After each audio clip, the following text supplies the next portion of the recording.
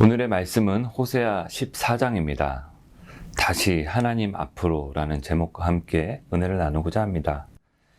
회개하고 여호와께로 돌아오는 이스라엘 백성들을 향하여서 호세아 선지자는 하나님의 치유의 메시지를 선포합니다.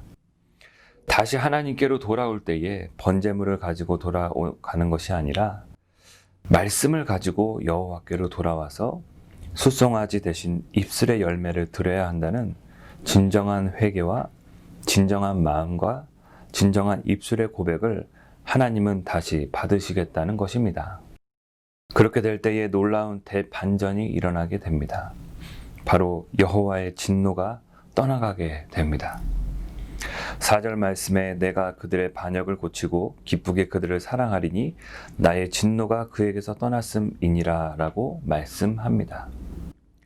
그리고 8절까지 사랑의 회복과 은혜의 회복과 축복의 회복과 관계의 회복을 선포하고 있습니다. 하나님의 말씀을 배반하고 약속의 말씀을 어기고 다른 길로 들어선 하나님의 백성이 다시 회개하고 주께 돌아오면 바로 하나님의 진노는 떠나가고 하나님의 사랑과 은혜와 축복과 관계가 다시 회복되는 것입니다. 마지막 9절 말씀에 누가 지혜가 있어 이런 일을 깨달으며 누가 총명이 있어 이런 일을 하겠느냐. 여호와의 도는 정직하니 의인은 그 길로 다니거니와 그러나 죄인은 그 길에 걸려 넘어지리라 라는 말씀으로 호세아는 끝이 납니다. 하나님의 말씀은 듣고 깨닫고 실천하는 자가 그 축복을 누리게 됩니다. 하나님의 말씀은 정직한 길로서 진리의 삶에 이르게 합니다. 그러나 죄인에게는 걸림돌이 되는 말씀입니다. 이를 통해 걸려 넘어지게 하시는 그 말씀을 깨닫고 자기 자신을 잘 돌아보아야 할 것입니다. 이로써 호세아 14장까지 아침 묵상을 하게 되었습니다. 그동안 호세아 말씀을 보면서 하나님의 사랑을 깨닫게 되었습니다. 죄인을 사랑하시는 하나님의 사랑은 용서와 긍휼하심으로 회복과 치유와 축복의 길로 인도하시길 원하셨습니다.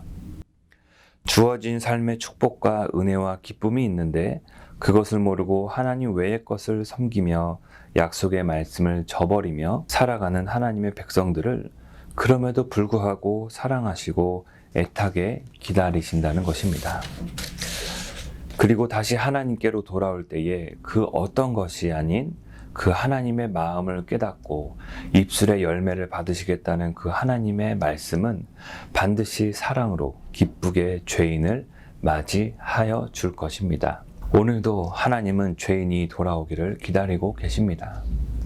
그래서 기쁘게 맞아주시고 회복시켜 주시고 치유된 삶을 살게 하실 것입니다.